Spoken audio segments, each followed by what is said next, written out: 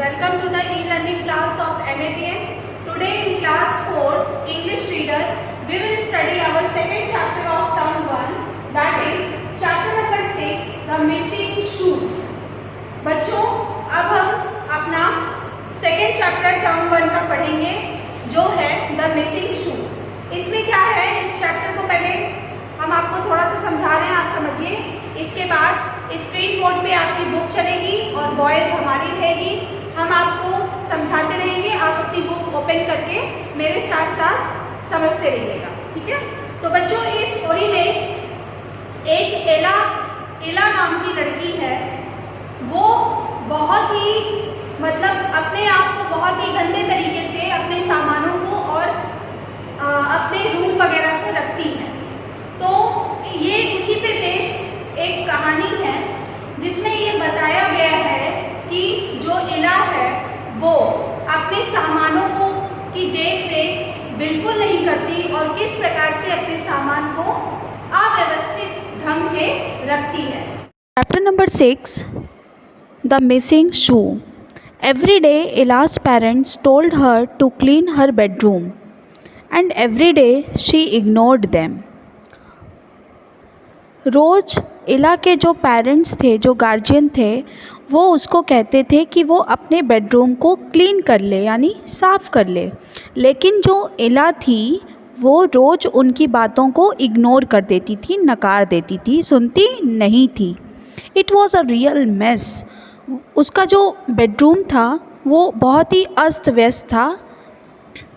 She could hardly open the door because there were so many toys, dirty clothes and books lying on the carpet. इतना ज़्यादा उसका room फैला हुआ था कि वो अपने रूम के दरवाज़े को सही से खोल भी नहीं पाती थी। क्यों नहीं खोल पाती थी?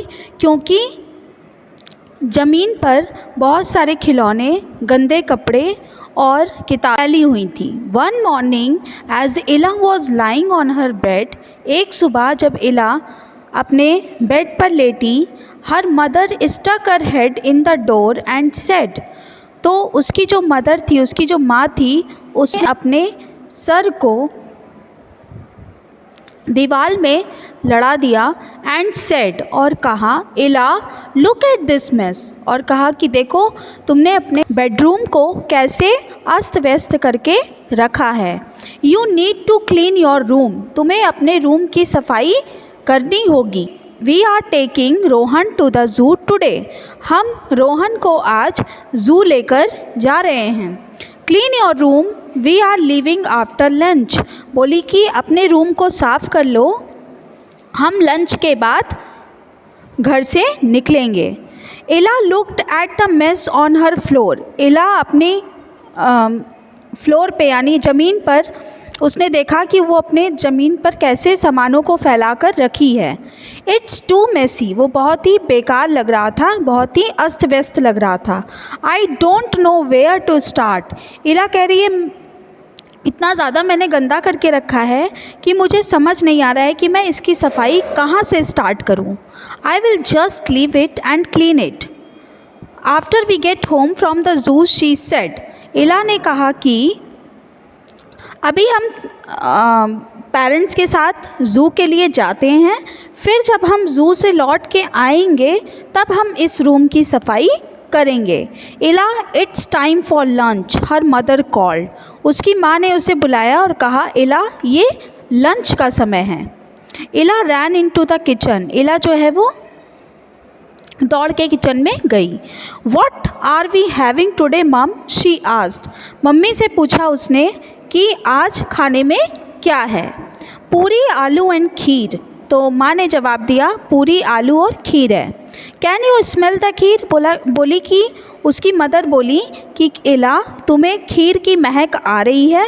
हर mother answered, it smells delicious.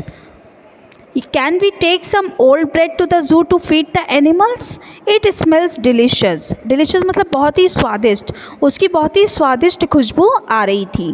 Can we take some old bread to the zoo, कह रही है कि क्या हम कुछ पुरानी जो ब्रेड है उसको ज़ू में ले जा सकते हैं एनिमल को खिलाने के लिए। I know that Rohan will enjoy watching us feed them.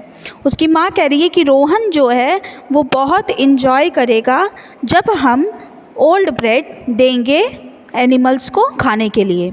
इला सेड, इला ने कहा। Rohan was sitting in his high chair looking around the room.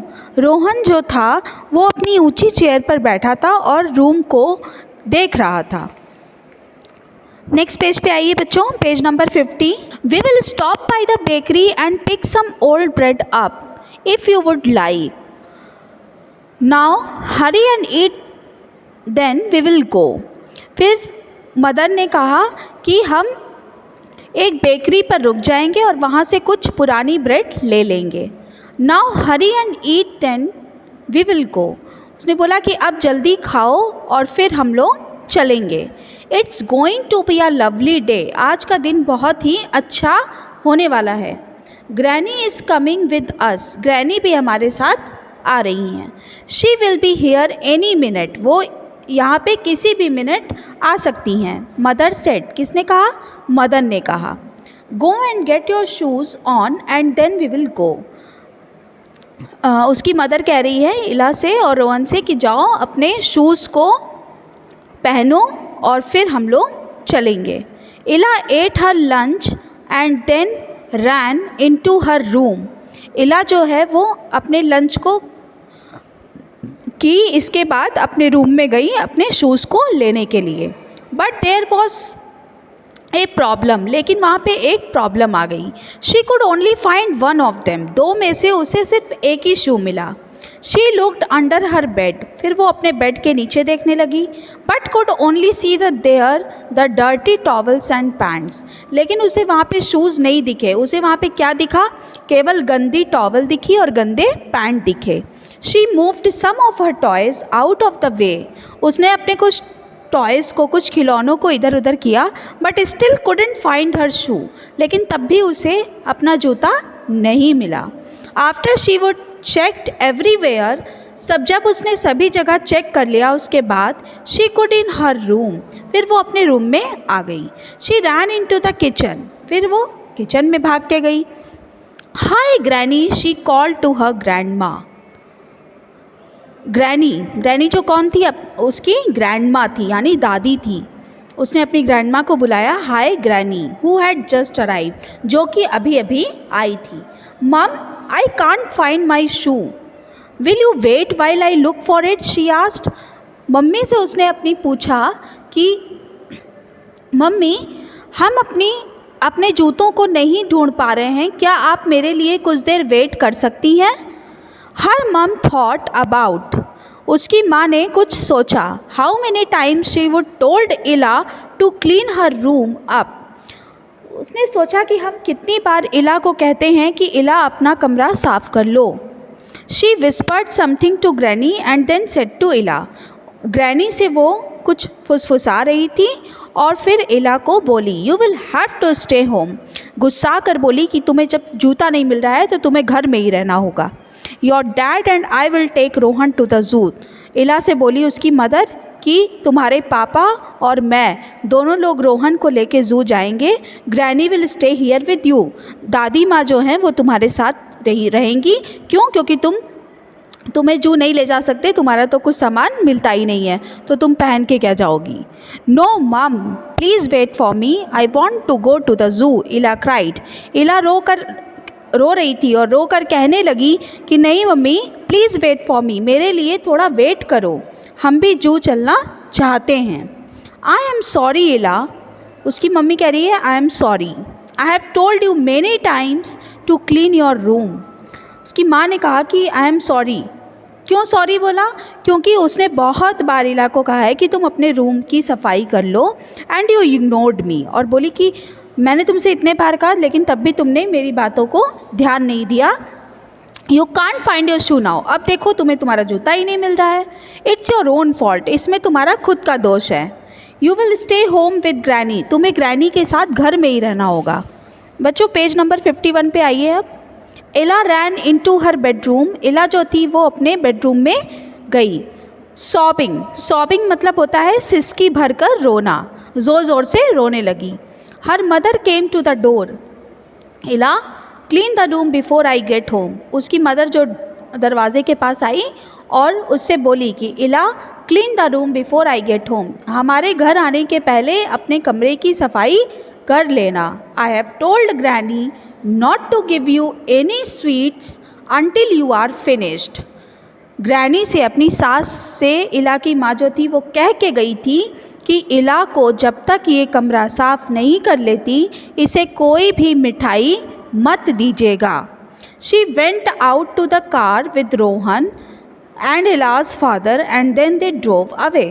फिर इला के फादर, इला की मदर और रोहन, इतने लोग कार के पास गए और उसके बाद वो ज़ू के लिए निकल लिए। इला sat on her bed and cried for a long time. इला जो थी वो अपने बेड पर बैठी हुई थी और बहुत देर तक रो रही थी। Granny stayed in the living room and did some knitting.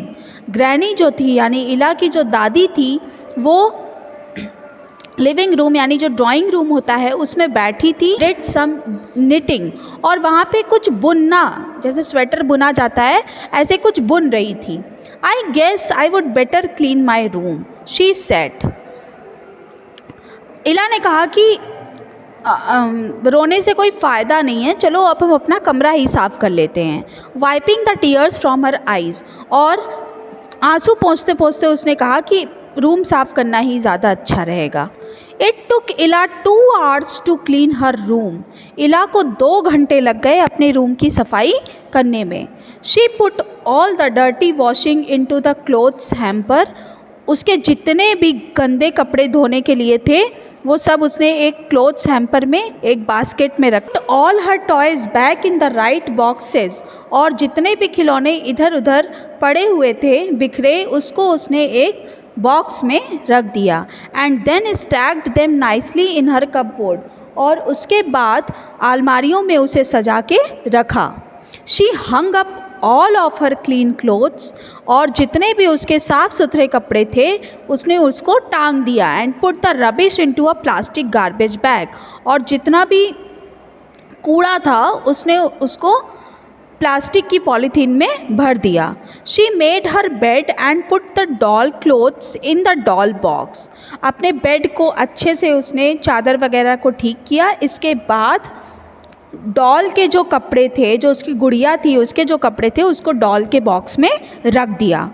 I did it, she said proudly. जब वो 2 घंटे के बाद जब उसने रूम की सफाई कर दी तो उसने बहुत ही गर्व से कहा कि मैंने रूम की सफाई कर दी।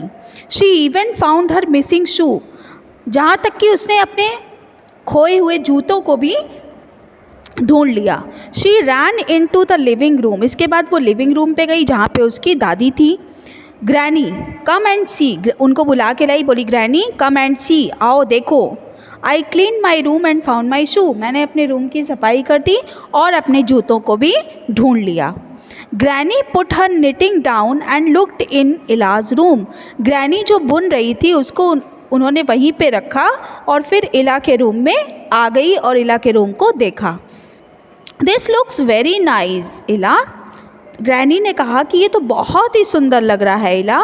If you kept it this way, उसने कहा कि अगर तुम इसी प्रकार से अपने रूम को रखोगी तो you would not lose your shoes, तो तुम्हारे जूते कभी नहीं खोएंगे। Come and have a sweet now, बोली अब आओ और अब तुम मिठाई खा लो। बच्चों page number 52। Ella and granny were sitting at the table eating a bowl of ice cream. Ella और ग्रैनी टेबल पर बैठी थी और एक बाउल में आइसक्रीम ली हुई थी। When her parents and Rohan came home, जब उसके पेरेंट्स घर आए तो वो इला और ग्रैनी दोनों आइसक्रीम खा रही थी। वेल लुक एट इलाज रूम, हर फादर सेड, उसके फादर ने कहा कि बहुत सुंदर है, बहुत ही अच्छा है, इला के रूम को देखो। इट्स क्लीन, ये अब साफ़ हो गया है। Your room can look that good every day इला, इस प्रकार से तुम्हारा कमरा हमेशा दिखेगा अगर तुम इसी प्रकार से उसे रखोगी तो। All you need to do is put your wash in the clothes hamper, क्या करना होगा तुम्हें? जो भी गंदे कपड़े होंगे उन्हें एक बास्केट में रखना होगा एवरी नाइट, हर रात। And pick your toys up and when you are finish playing them her mother said. उसकी माँ ने कहा कि उसके फादर उसकी माँ को ले गए थे दिखाने के लिए इला के रूम को। तो इला की मदर ने इला से कहा कि तुम्हारा रूम हमेशा ऐसे साफ़ सुथरा रहेगा अगर तुम कुछ चीज़ों पर ध्यान दोगी। वो चीज़ें कौन सी हैं?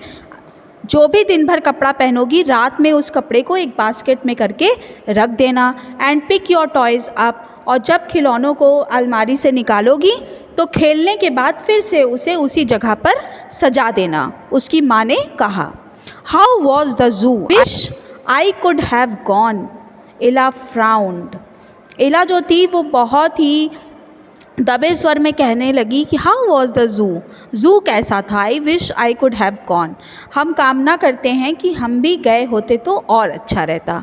आई see you found your shoe, we will go again and if you keep your room clean. उसकी मदर ने कहा कि I see you found your shoe, मैंने देखा कि तुमने अपने जूतों को ढूंढ लिया है। वी विल गो अगेन, हम फिर से चलेंगे जू। And if you keep your room clean, और अगर तुम अपने कमरे को साफ़ रखोगी तो वी मे गो, हम ज़रूर चलेंगे। And do some other fun things too, और बहुत सारे मस्ती करेंगे वहाँ पर। हर मदर एडेड, उसकी मदर ने कहा। फ्रॉम देन ऑन, तब से Ella tried her best to keep her room clean. तब से इला जो थी वो पूरी लगन से, पूरे मन से अपने कमरे को साफ रखती थी। Every night after she changed into her pyjamas, हर रात जब वो अपने पैजामा को बदलती थी, she put her clothes in the hamper, तो वो अपने जो कपड़ा बदलती थी उसे निकाल के हैम्पर में रख देती थी। She put her shoe in the cupboard, और शू को कपबोर्ड में रख देती थी। And always cleaned up her toys, और अपने खिलौनों की हमेशा सफाई करती थी। अ वीक लेटर, एक हफ्ता बीत गया।